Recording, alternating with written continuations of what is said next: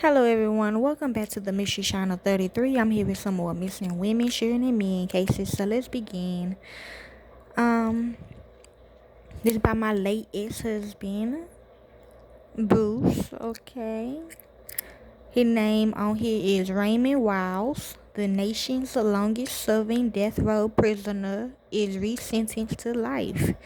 Okay, you ready? Now, remember I told y'all, 2014, my late husband, yes, you can also call him Mike, he was murdered, okay, 2014, okay, really bad. And the man that's actually serving his sentence, okay, he been in prison. I mean, even though you see him in movies or whatever, he was still serving his death row from the rape or whatever with me when we were married, and from he just felt bad when our kids kept dying. Okay, half of them died. Okay, during the adultery situation. But in 2014 he was murdered. Okay, and the man that serving his sentence, he was actually like penetrating him from the back while he was dying, like his head in the motor in the car. So it's for him. So he ready to come on out. Amanda. Yeah, when he got stuck. Okay, like what you seen on American Horror Story, he got stuck. Okay, so he ready to get out. Okay, and I kind of with the kids, we kind of want you out. Okay, so this how he look. Okay, the man that helped kill my late ex-husband long time ago from the 80s, 70s. Yes, Okay. I'll show y'all his picture in a minute, but let's read. Raymond Riles' picture, the nation's longest serving death row prisoner, has been resentenced to life. On June the 9th, 2021, well, he comes in and out, okay? But he ready to, like, come on out. Like, literally. I can't find the episode of the People's Court when he had to go on there, though, but anyways, on June 9, 2021, Harris County, Texas District Judge Anna Martinez imposed a life sentence via a Zoom teleconference after county prosecutors determined that Riles was incompetent to participate in a capital resentencing trial, and if again sentenced to death, would never be mentally competent to be executed. Cause kind of like he already did, but he just wanna, the 71-year-old Riles was originally sentenced to death on December the 11th, 1975, following his conviction for the 1974 murder of John Thompson Henry at a Houston court lot. Yep. He then endured a retrial and resentencing in 1978, a near execution in 1986, and 35 years of legal limbo because of his mental incompetency, until the Texas Court of Criminal Appeals again overturned his death sentence in April 2021. The court unanimously ruled that Riles' death sentence can no longer stand because the capital sentencing statute in effect in Texas 1978 unconstitutionally limited the jury's ability to consider and give mitigating effect to evidence of Riles' mental illness. He did say he was mentally ill when he did that, because Juanita lied and said, "Oh, he the one who gave me this or whatever." Okay, blah blah blah.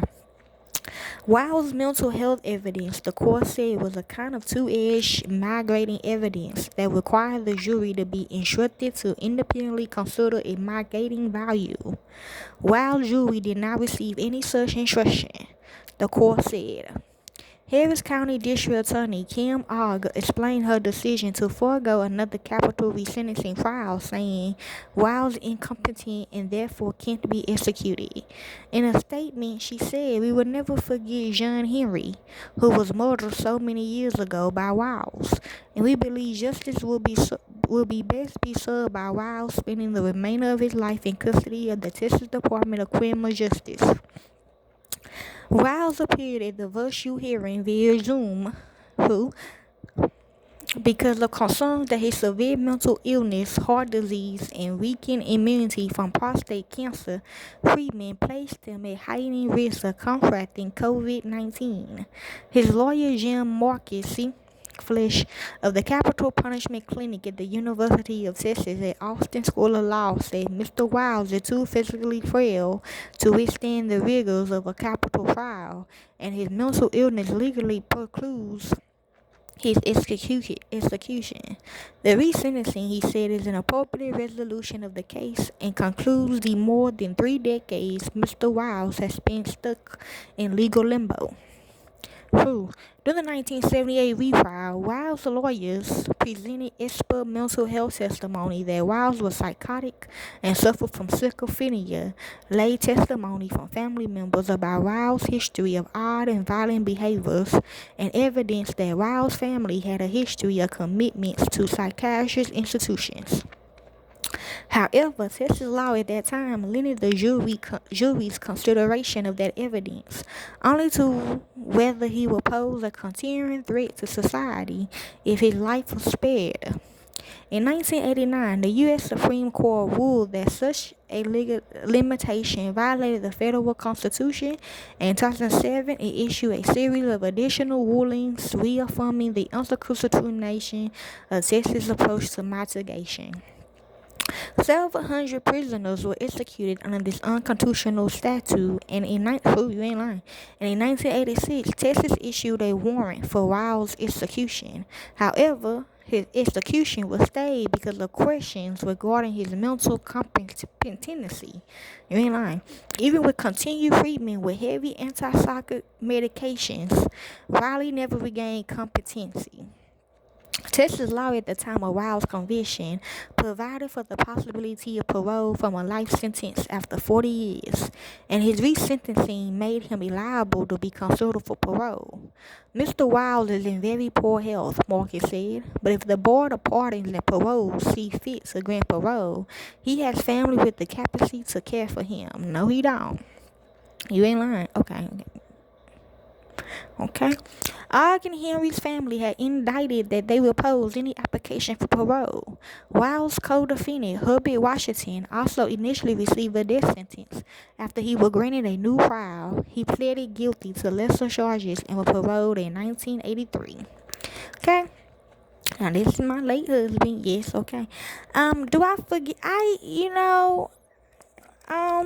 How he died? Yes, okay, yes I do. If that's how he died, yes, of course. Okay.